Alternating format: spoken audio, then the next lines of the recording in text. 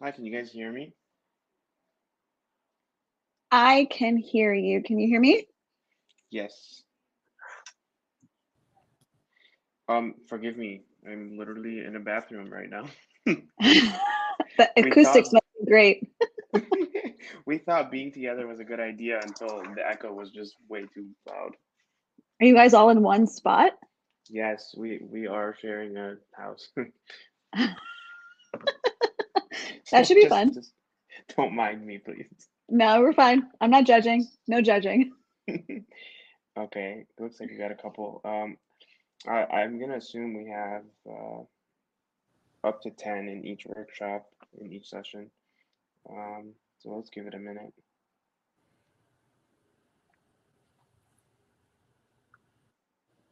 How's it been going so far?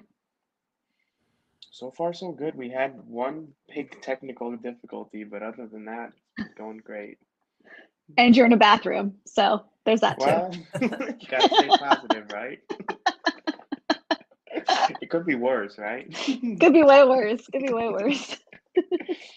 They all ran to a room, and I just was like, okay, guys, well, I Guess mean, I was too slow, so I get the bathroom. right? Okay, we can get started. We have a couple viewers here. Um, if you guys can go ahead and introduce yourselves, and kind of what your position is, a little bit about yourself, and then we can jump into some questions. Okay, so I'm Lulu Seikaly. I'm an attorney in Dallas, Texas. I am a labor and employment attorney, which means I represent employers when they are being sued by employees. And it does not sound as bad as it actually is. A lot of it is advice and counsel. It's actually playing offense as opposed to playing defense. So making sure employers are treating their employees properly before a problem becomes a problem. And then if problems do arise, I help them kind of navigate, how to remedy the problem. And if it goes into a lawsuit, I represent them in the lawsuit. And yeah, I guess I'm also Lebanese American, but I guess it's probably a given. So I'm really excited to be here. Okay, hi, I'm Abraham Younes or Ibrahim, whichever you prefer. I am not an attorney yet. I am a law student, so I'm very happy to talk about law school or anything to do with that. And I'm about to finish my first year at UCLA Law, so I live here in Los Angeles. I'm originally from Louisiana. That's where I grew up. I went to college in Houston at Rice University. And then I got my master's at UT Austin and then moved out to California for law school. And so my interest in law, so I'm sort of not 100% set yet, but my main two interests are criminal and immigration. I would really like to combine them if possible, because usually a lot of times criminal cases, if the client is an immigrant, then there's often issues with their immigration status in addition to the criminal issue that the case is about. So I'm hoping to be able to combine skills from both of those areas. But yeah, I don't know. We'll see what happens. I'll be in my second year starting in the fall. So I think I'm just starting to get kind of a firmer look at what I'll be doing. And I'm working this summer at the New Orleans Public Defender's Office. And I'm Lebanese. So yeah, it's a lot. Well, awesome. Thank you guys for the introduction. This is not about me at all, so I'm just going to keep the questions. But I am a recent grad, a law school grad. Uh, just took and passed the bar in the summer. So Congratulations. thank Congrats. you. Um, so I currently I'm in transactional work, which is kind of boring to most people. So I'm just also, this is not about me. I just wanted to say I appreciate you guys, and we can get a little technical if we want to. Um, so yeah, We I'll may keep my we may boring scare stuff. some people. We may I scare know. some people if we talk too much technical. I know. Well, we have. I know. Salva is interested. I think is her goal is to end up in law school, and I'm not sure about Mary, but I'll assume so.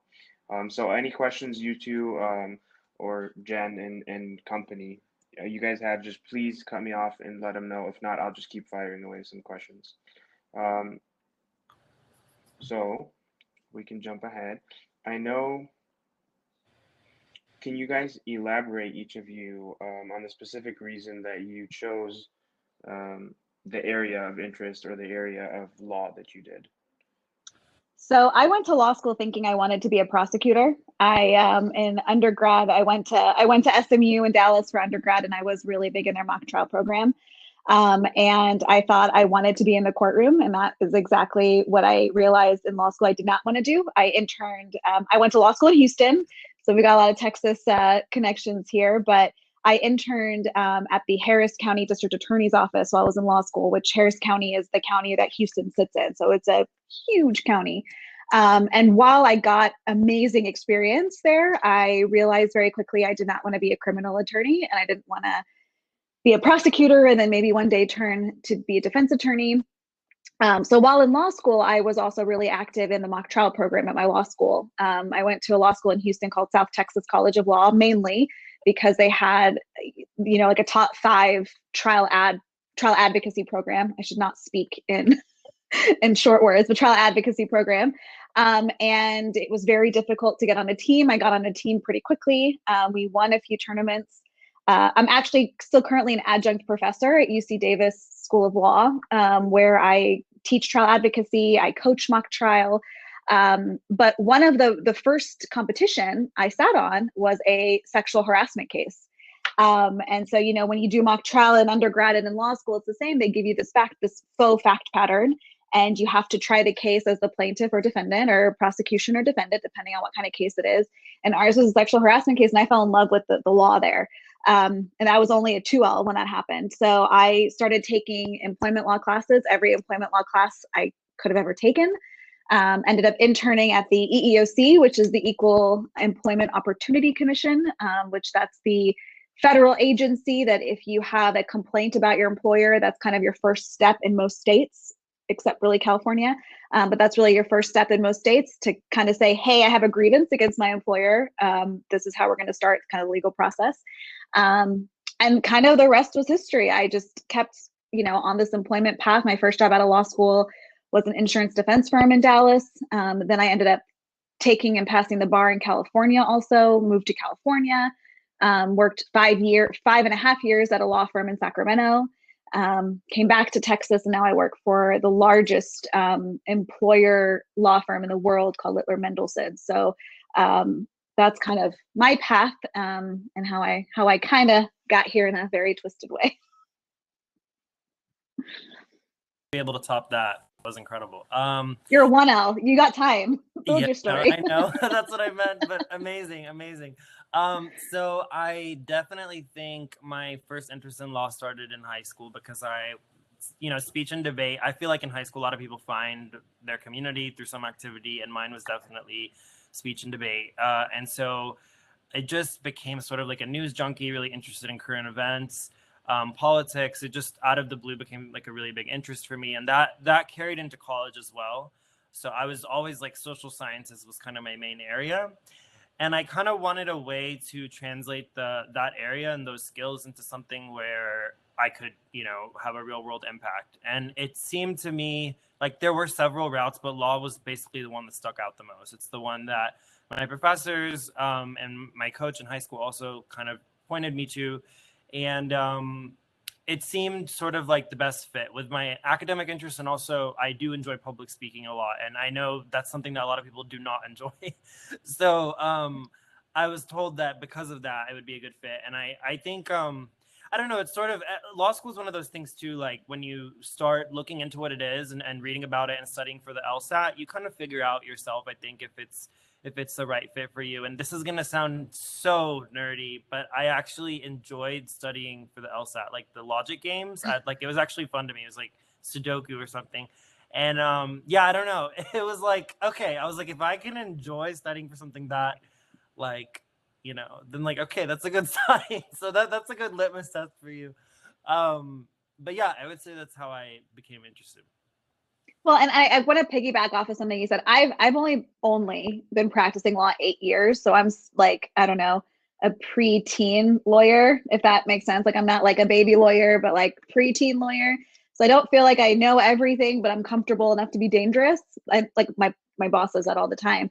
But, you know, and something Abraham said is like, even if you're terrified of public speaking, Nestle probably never speaks in public if he's a transactional attorney. A lot of probably what he does is research and writing. So if you're really strong at writing, law is still a great place for you. One of my old coworkers in California, she could barely talk to two people in the same room, or she'd get anxiety and panic attacks. So I mean, we just, you know, her job was to write and research, and she was happy to do it. So, but speaking is a really important part of the job, if depending on kind of the area that you go in.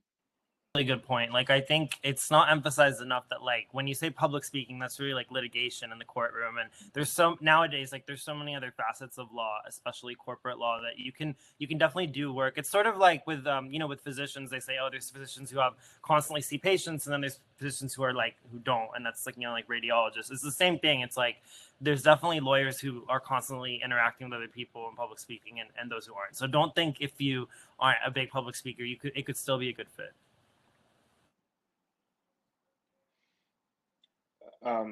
Thank you guys. I don't know if you're reading the questions on the side, but we can just start answering some. So the first one, Mary wants to know, did anyone use an LSAT tutor, or did you self-study? I did Kaplan.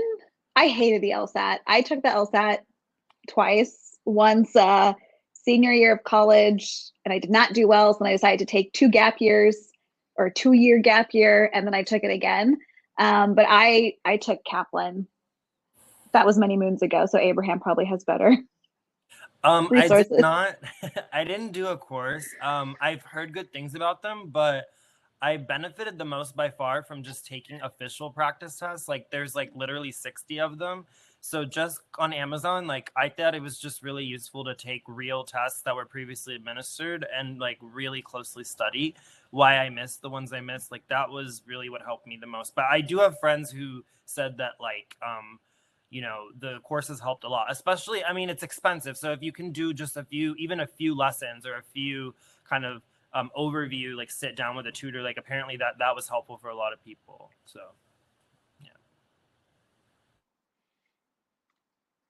Yeah, I'll agree with that one. Practice test is the way to go for me. It was. Okay, did you guys, I know Lulu mentioned this, did you go to law school right after undergrad, or did you go back after some time? So I took a 2-year gap, which I thought was going to be, my Lebanese parents were very scared about that. Probably a lot of you guys are feeling that. But my first year, I actually went abroad to France, and I taught English at a lycée, a high school in like the middle of nowhere, Burgundy. I did that for a year because I was a poli-sci and French major in college. So I wanted to make sure, like, I wanted to become like ultimately fluent, and I would have been a terrible Lebanese person if I didn't speak French. So I did that for my first year. And then my second year, I came back to Dallas, studied for the LSAT, and I got really involved in politics. So that was 2009, 2010-ish, and I worked on a campaign for a man who was running for governor of Texas at the time. So I took a 2-year gap. Honestly, for me, it was, I really encourage gap years. Even now, my parents will encourage it. If you can go abroad and teach English for a year anywhere, you know, in Asia, in South America, in Western Europe, highly recommend doing it. To this day, it's been 13 years since I did that. To this day, I always get asked questions in interviews about my time there. It sits on my resume still. It was just such a growth experience for me. It's just something so unique that a lot of people don't do. And I think for me, it was great because it refocused me. You know, maybe don't take a 2-year gap year like I did, or do it. I thought it was great, but I thought the gap year to refocus myself for studies again was really beneficial. yeah, so me and Lulu apparently have a lot of life parallels. This is kind of a little but yeah, basically after college, I started law school a bit later. Actually, I'm at 26, so that's why it's a bit of a journey. But when I graduated, I also definitely wanted to take a gap year before I did anything. And so I was lucky enough to get a grant to teach English, but I was in Spain, not in France. So I was actually in Madrid for a year, and I was a high school English teacher, but I also got to be a model UN coach. Like our school had a model UN team that competed like regionally and stuff. And so that was amazing. I think Spain is just like an incredible place if you ever get to go. I definitely like try to find any excuse to go, even on vacation if I can. It's very rare, but obviously like it's amazing. And then so actually I was very back and forth between law or academia in college because I really liked my major. And I decided to like get a PhD in sociology. So I actually didn't initially go to law school. I started a PhD program at UT Austin. But it's actually a really good example of what we were talking about before, just how there's some lawyers who are really good at like, you know, the behind the scenes work. It's like I realized really quickly that I'm not a researcher. Like, you know, academia is very much about sitting in a library and sort of like, you know, discovering a lot and like, you know, contributing to knowledge, but it's very just like kind of like you're on your own and it's not really social. And I just realized it wasn't a good fit for me pretty quickly on. But I didn't want to get nothing out of it. So I sort of like finessed the master's degree out of it and then was like, okay, I'm done with this. So then I just went back to my original plan of law school. And it was unfortunate to have to start in a pandemic. But yeah, so I mean, imagine you'll never have to do this, but imagine doing your 1L year on Zoom. Like that's me, you know, it's like you're very lucky you don't have to do that. But Or yeah. take the bar. Nestle, did you take the bar remotely? Yeah, I Yes, wouldn't I wish took that it from upon my house. anybody. Horrible, horrible. Which state? Which state did you pass in? For Salva and Mary, oh, in Michigan. Michigan. Congratulations. Thank you. For you guys, I know it's a question a lot of people ask actually, so I'm gonna give just the other side, just so you guys have both opinions, I guess, for gap years and such. So I was the type that, you know, if I didn't do it now, I was never going back to school. Like I needed to just keep going, or I was gonna find something else to just take my time and energy and focus away. So I would have fallen in love with whatever I did and just moved on with my life. So I did do that, and I'll tell you the positive and the negative. The positive is like, you know, I got it done, and it was 3 years, and it just flew by, I guess. The negative is I didn't get to experience these cool things like, you know, Brahim and Lulu did. And you don't get a gap to reset. Like, you know, I was burnt out by 3L year, and it's just like I never got that nice break to reset myself. So don't feel like either of you guys don't feel like you are under any pressure or like it's embarrassing to take a gap year, or like you need to retake your Lsat, or other people, you know, are getting ahead of the game. Like don't let that get to you. So just listen to yourself and just trust the process, I guess. And I'll say I was very hard on myself when I took when I decided to take my gap year right after college. I was like, what am I doing with my life? I'm gonna go gallivant in Western Europe for a year. Like, what up, you know? But I needed it, and it's amazing. Just and Ibrahim probably has the same thing. The amount of experiences, the amount that I grew in that year, the amount my language, you know, got increased. I mean, I believe it or not, I've had to use French in law before. I would say a handful of times. Whether it's like interviewing witnesses. We had a case with the Alliance Française in San Francisco. So I had to use, there were some parents who had just moved here. So I had to interview them in French. So do it. I mean, like I always knew I was going back to law school or going back to some sort of grad school. So for me, I didn't have the I'm never going to do it mentality. I knew I was going to do it. And I knew that if I went straight through to law school, kind of like what Nesfi said, I would never take a gap year because then I would be studying for the bar, working my first job, and then it was just like no end in sight. So highly recommend it. Definitely. And I think like to Nasri's point, like if you worry that you're the person who like will kind of fall off the map if you do something else, just as long as you have a plan before you start, you should usually be fine. Application cycles are really good about that. Like if you have a plan before the year starts of your gap year, you're gonna have deadlines anyway for like when to submit things. So really just stay on top of that and have someone hold you accountable. But especially if you're applying to something for the following year, you'll find that as long as you hold yourself accountable and as long as you have deadlines to meet, like you'll make it happen. It'll work out. Yeah, yeah. I hope that was helpful, guys. We kind of went on a tangent, but these are things I wish someone told me before I decided. Another question. So I hate this question too because it's funny. How much reading is law school? Do some Oh my sectors God. have less reading than others? I would say You guys law take it away. school law school has a lot of reading. If you're trying to avoid reading, law school may not be the place for you. If in terms of practice areas that don't have a lot of reading, I can say being a prosecutor probably doesn't have a lot of reading because you're going in and day out and kind of working the same formula every day. But I am, and I'm in my 8th year of practice and I still get cases where I'm like, I have no idea what this means. I have to research it and I have to read. A lot of times my case files come and they're this big. I mean, like, that's how much paper I have to print. If I print off, it's that big. So law school and the practice of law is a lot of reading, regardless, even if you're a litigator, even litigation, most of litigation and most of the reason why people get out of litigation is something evil called discovery. And discovery is when you ask your opponent, the other side, for every piece of every document, every piece of information. It's a lot of writing, it's a lot of drafting, and it's a lot of reading. So unless you want to be a prosecutor, I would say if you don't like reading, it's probably not the path for you. Yeah, I definitely agree with that. I mean, especially like another thing, when you do start law school, don't let 1L year intimidate you because it's really a lot more reading than years 2 and 3. But that being said, like, you have to be mentally prepared for 1L year, like they tell you at the beginning, they're like, oh, you have anything else going on, drop it.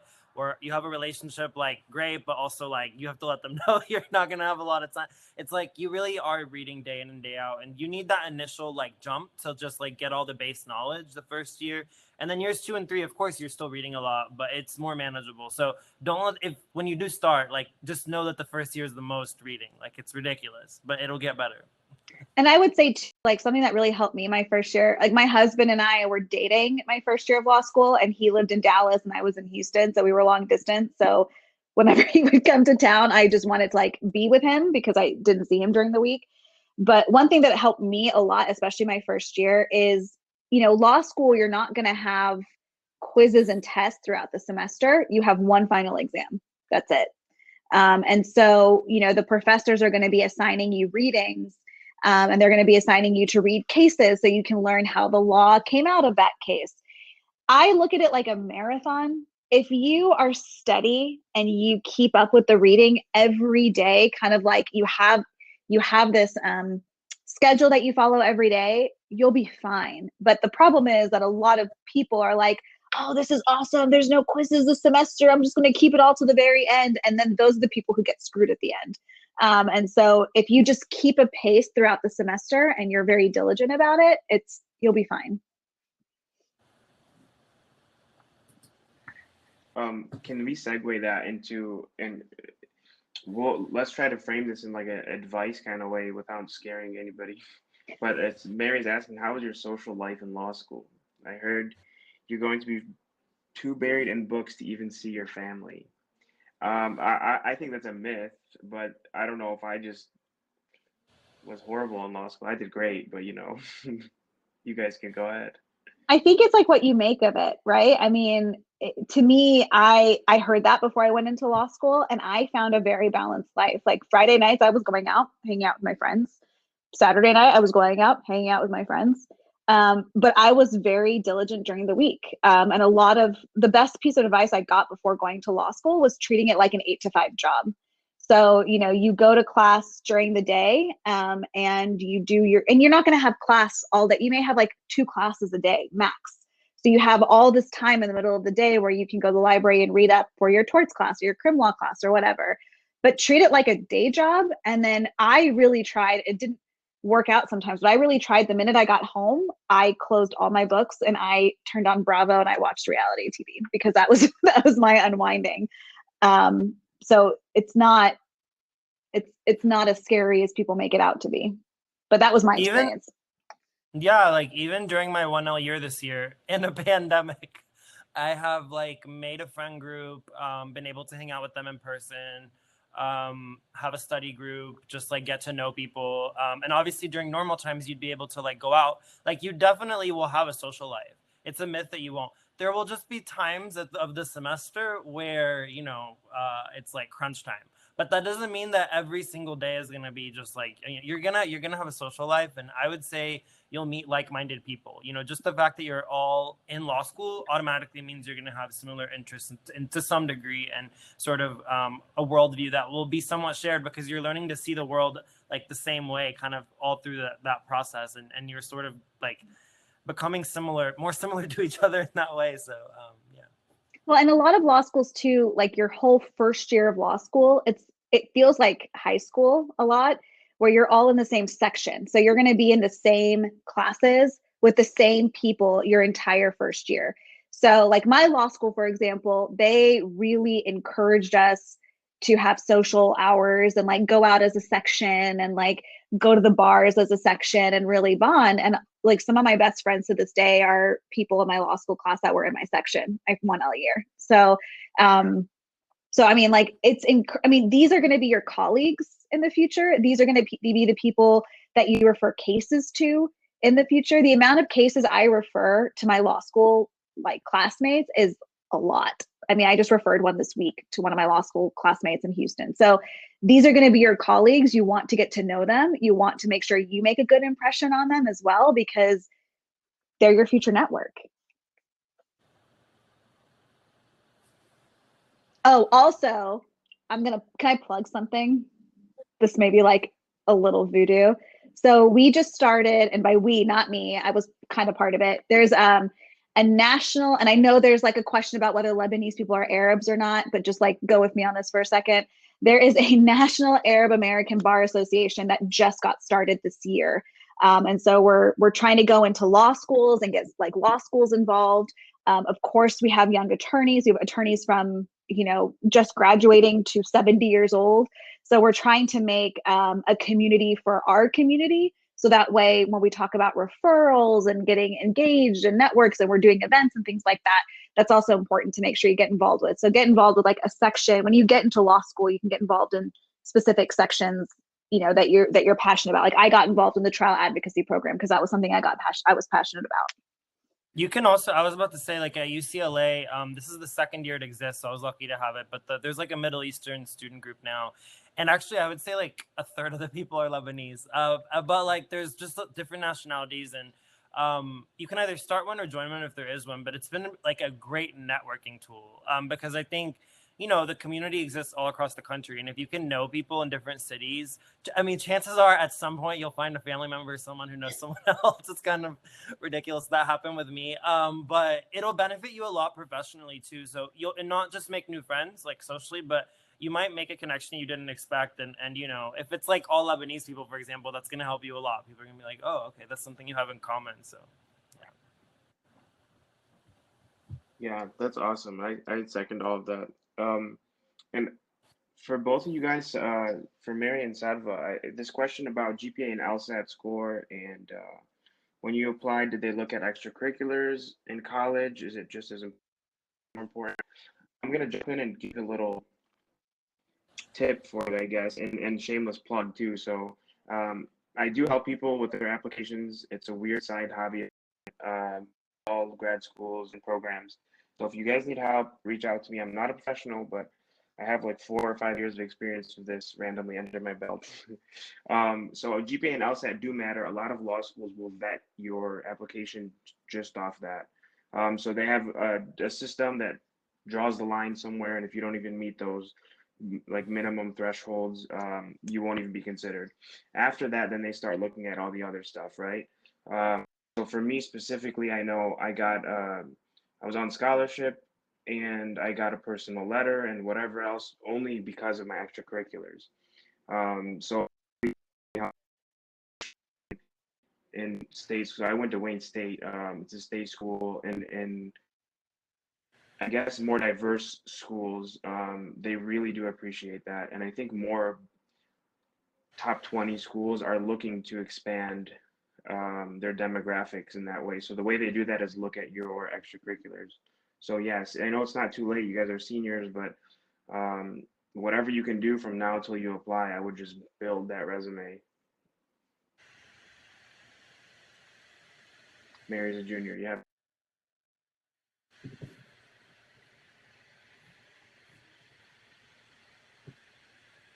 Oh, Lulu, I think you're muted. Are you muted? Myself. I was gonna say, don't spread yourself too thin. Don't join every organization on campus either.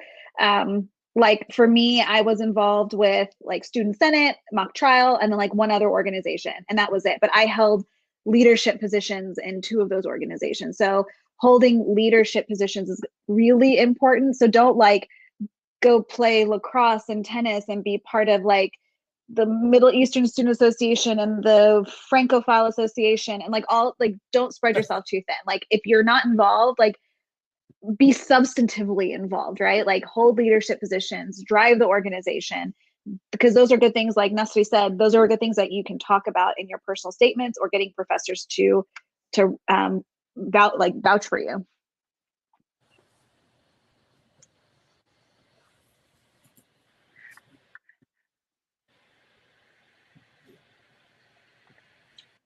I mean, I do think in response to Mary's point, like I do think it's true that LSAT and GPA are the most important factors.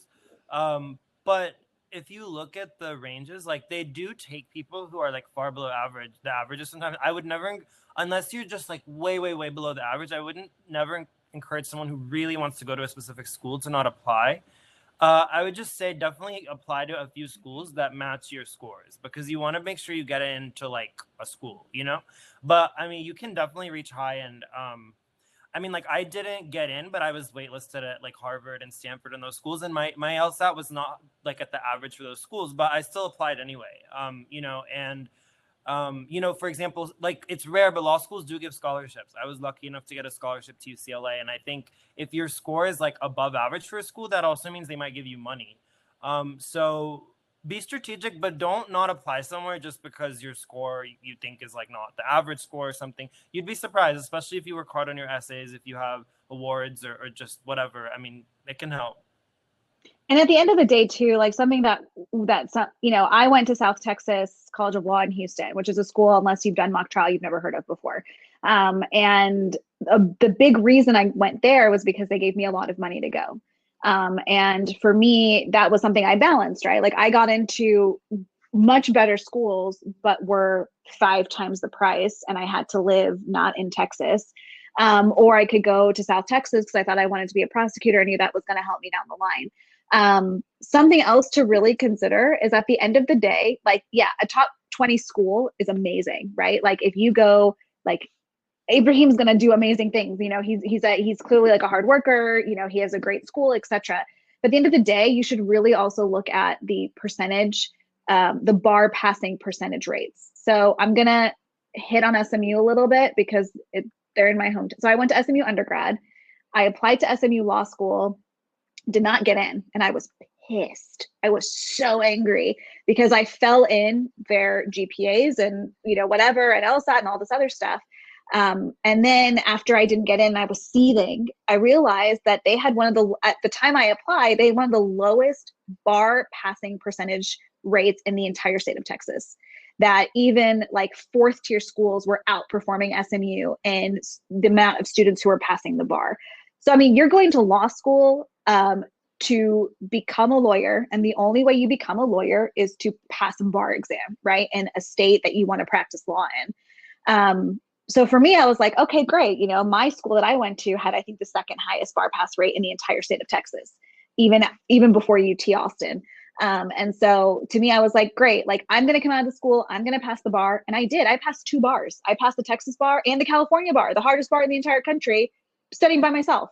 So I think that's something else that you have to consider is like, at the end of the day, go to a law school that has strengths in the areas of law that you want to practice in, whether it's advocacy or trial or international or whatever. I would suggest, because I saw the question in the chat, I would suggest going to law school in the state that you want to practice in, only for the reason that your network is much bigger. So when you graduate, you know, like Ibrahim, if he wants to go practice in LA, he's going to have a huge network. Nesri probably has a huge network in Michigan.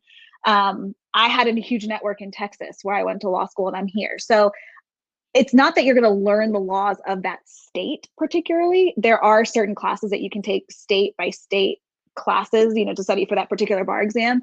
But think about where you want to be. If you want to be close to your family and move back home, look at your law school in a state where your family is. So I would suggest that. Also, do you want to push your family to move to a specific location? See, now I'm like, my parents are like, oh, maybe we'll move to California when we retire. So, but no, I tried that with totally my agree. parents. It wasn't going to happen. No, I know. I think mine are gonna move back to Michigan. Honestly, I don't think they're gonna move to California. But yeah, no, I agree with that completely. I think just your network is really important for law school. I think that matters a lot less with like med school or engineering, but with law school, it does matter who you know and where. And so it's not impossible. You can still practice in another state, but it makes your life a lot easier, from what I've heard, when you graduate, to just already have connects and sort of like that know-how in that area where you went to school. And then also, and Ibrahim, you haven't done this yet, but Nestor is probably fresh in your head. Depending on which bar exam you take, every bar exam is different. Like when I took the California bar, it was 3 full days, 3 8-hour days. Now it's 2. So congratulations if you take the California bar, it's much easier. In Texas, it's still 2.5 days. And in Texas, for example, I can't speak to Michigan, but I imagine that there were some Michigan specific questions on your bar exam. And so like in Texas, for example, there were a lot of Texas specific questions, like Texas trial is different than federal trial. Texas family law is different than, your typical family law. So, when you get into your second and third year of law school, if you're in the state that you want to take the bar in and you want to practice in, that law school will likely have classes that are bar specific classes. So classes where the subject matter is on the bar for that state. So that is another consideration. Like I took Texas pre-trial and Texas trial procedure in law school. And so when it came time to study for the bar exam, it was a refresher. It wasn't learning it brand new. I think this is a case by case question, but what advice do you give to someone asking about higher ranking with no scholarship or scholarship in a lower ranking school? I know definitely where I stand, and my decision was pretty clear, but how do you determine that for someone who doesn't know? It depends on what part of it is what kind of law you want to do. So if you're someone who is really like, for example, income matters a lot and you really want to do like big law, then a lot of people would say go to a high ranked school because the network you get is really good. Like, if you go to a top 20 school, you're going to be really well positioned to do big law. But if you want to do like, if you're not looking for that kind of elite, very narrow, like specific kind of law, I think that as long as a school is somewhat like has a good reputation in the state where it is, I don't think it's a huge deal. Like I think that money, like scholarships are incredible. Law school is really expensive. So if you get a lot of money somewhere and it's a reputable school, like I would say that's awesome, The only thing I would caution people about lower ranked schools, because I did that. I went to a lower ranked school because I got more money. And I knew that the school I went to was very, very, very good in the thing that I wanted to learn, which is advocacy. There are some schools in California in particular. So you've got the American Bar Association, which is the ABA. And then each state has their own bar associations, like Texas Bar Association, California Bar Association. The ABA, the American Bar Association, accredits law schools, meaning that if you go to an ABA accredited law school, then you can sit for the bar in any other state. So like my school was ABA accredited, UCLA obviously is ABA accredited.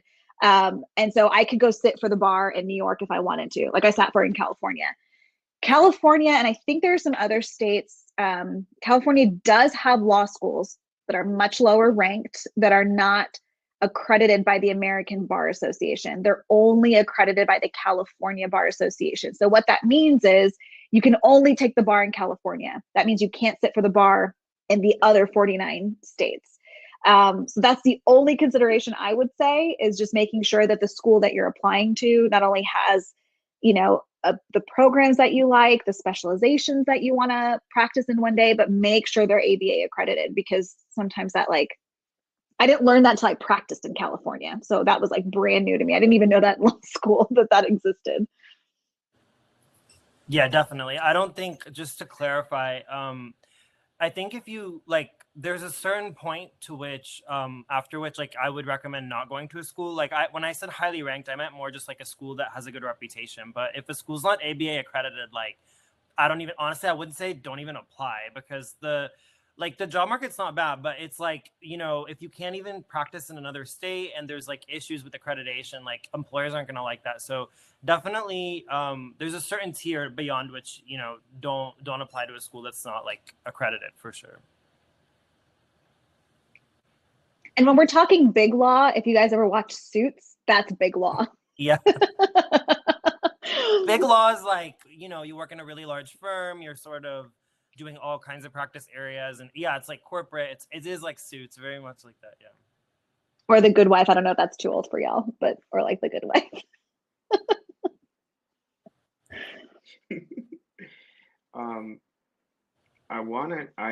We have a couple minutes left here, so I know there are a couple more questions, but Salva and Mary, if you have any specific questions as to where you guys are at in your application process now, or you're in your LSAT studying right now, and you want to ask those so we can help you, now instead of maybe think about the future, go ahead and ask those. Otherwise, shoot whatever questions you have.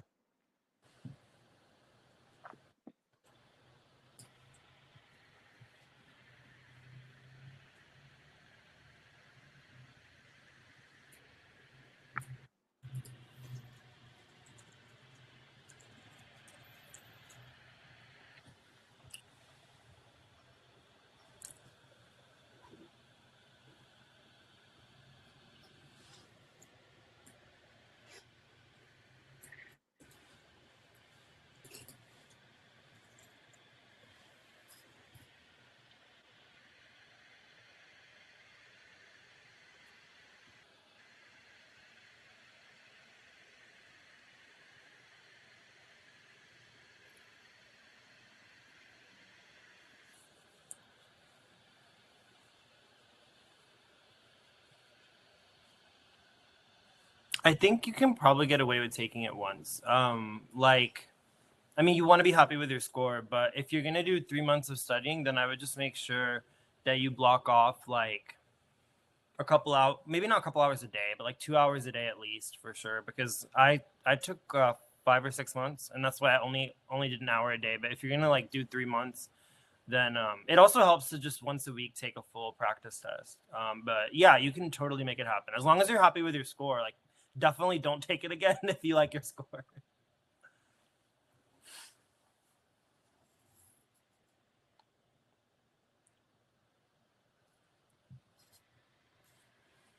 I feel the anxiety from these girls, like, about law school and applying. I feel it.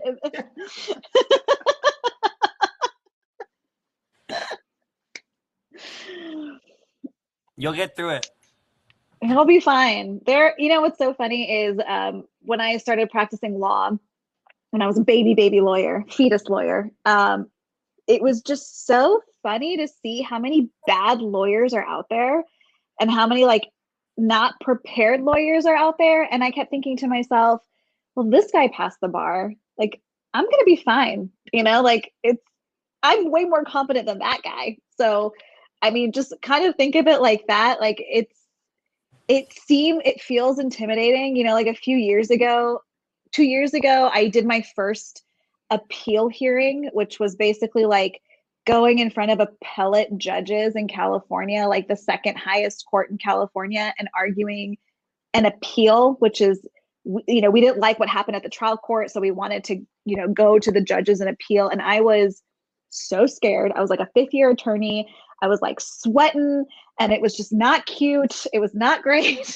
And the other attorney went before me, like our opposing counsel went before me. Guy was like stumbling. He like could barely say any words. He was like fumbling through his papers, and I was like, I'm gonna be fine. And I was totally fine. So I mean, like, it's pretty funny to like just get in your head and get like all jazzed about stuff, and then you realize that there are not great attorneys out there, and you're like, you want to be the best, and that's a great mentality to have, but don't sweat. I mean, honestly, don't sweat it. It's a lot of people have done it. A lot of people have gone through it. Just be yourself and don't. I think to me, it's like I know I self-sabotage when I get in my head too much. So just don't do that. Definitely don't overthink, because it'll never end. Like the more questions you ask yourself, the more questions those will create. And I think just like with the LSAT's a good example. Like at the end of the day, you're gonna take the test, you're gonna get your score, and that's it. So everything else in between is just you kind of like giving yourself unnecessary stress and anxiety and stuff that, like, I don't know. And for me, that I took it twice, and that's why the second time I just let go. I was like, I'm not gonna, whatever. This is the last time I'm taking it, and whatever I get. That's it. So I think even as a 1L, that's a mentality that's helped me a lot. I think I will say one thing: in law school, there are a lot of Type A people, because lawyers tend to be kind of Type A, and so don't let that get to your head. Like, there's gonna be, I mean, so we have a saying. I don't know if you guys know what a gunner is, Yeah. but basically, as a 1L, like there'll be people in your classes. So gunners are the people. It's kind of like if you watch Harry Potter, like Hermione Granger. It's like the people in the class who like literally raise their hand before the professor finishes the question. They're like, even on Zoom, it's funny with Zoom, and they still like, dress super nice to class, and like they're just very, it's intimidating. So, but they're never the majority. Like they're always a minority in the class. Everyone else is always kind of like, oh god, like it's, so not, just if there's someone in your class who's really competitive or makes you feel like question yourself or whatever, like just know other people are going through that, and also like those people aren't necessarily even the best when the exams come out or whenever, it's all show. Like a lot of people like to show that they're super on top of things, but really you can't let that get to your head. It often is not even a good indicator of what's actually happening.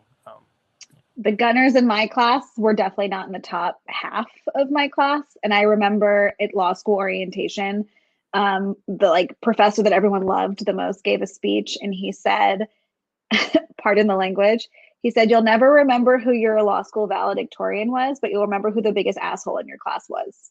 I do. I remember who the biggest, and that was one of the gunners in my class. So like, it's totally true. And they're just doing it to psych you out. And they're not at the top of your class. They're doing it because they're insecure.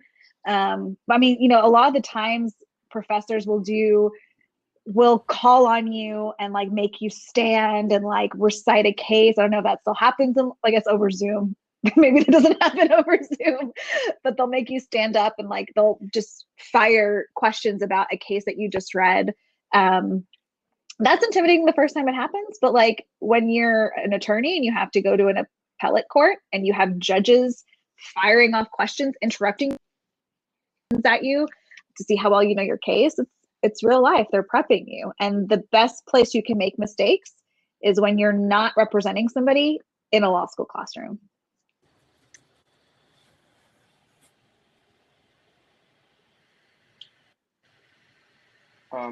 Do you guys mind, and I know I think you can do an individual chat in here, but do either of you mind sharing your contact information, maybe an email address, or somewhere the girls or we can connect with each other? um, Yeah, since I'll there send aren't you that guys many my of us. LinkedIn. I can send you guys my LinkedIn Yeah, link. yeah. Connect with me on LinkedIn. Shoot me messages if you guys have any questions. I'm going to plug Nestor. You should get involved with the National Arab American Bar Association. So let me put my LinkedIn in the chat. So yeah, y'all can easily message me, add me on LinkedIn if there's any questions you guys have.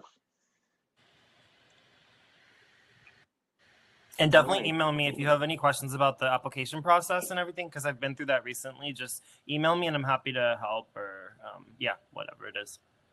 You guys will be fine. Y'all will be great lawyers. We'll be very excited to have you as part of the bar. All right. Do you guys have any other questions before we wrap up?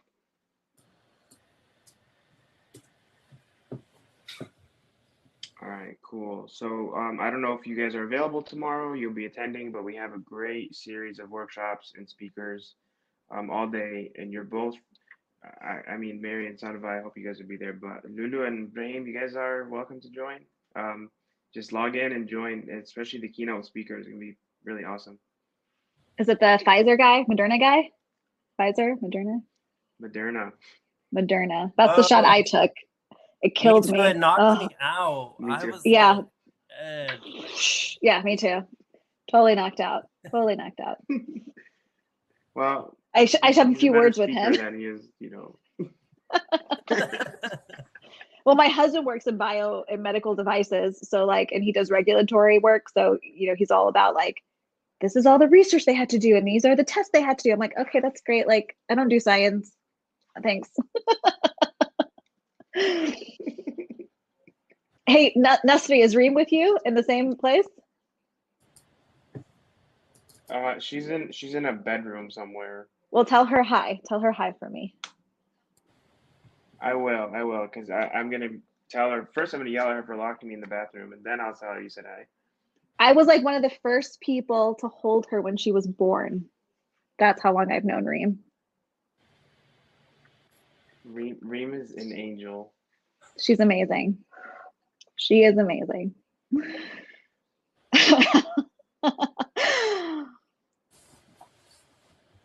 Okay, well, thank you so much, guys.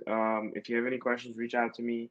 I really appreciate everyone's time. I hope this was helpful. It was really nice meeting you guys. Nice And to meet we you guys will too. see you Nice to soon. meet you all.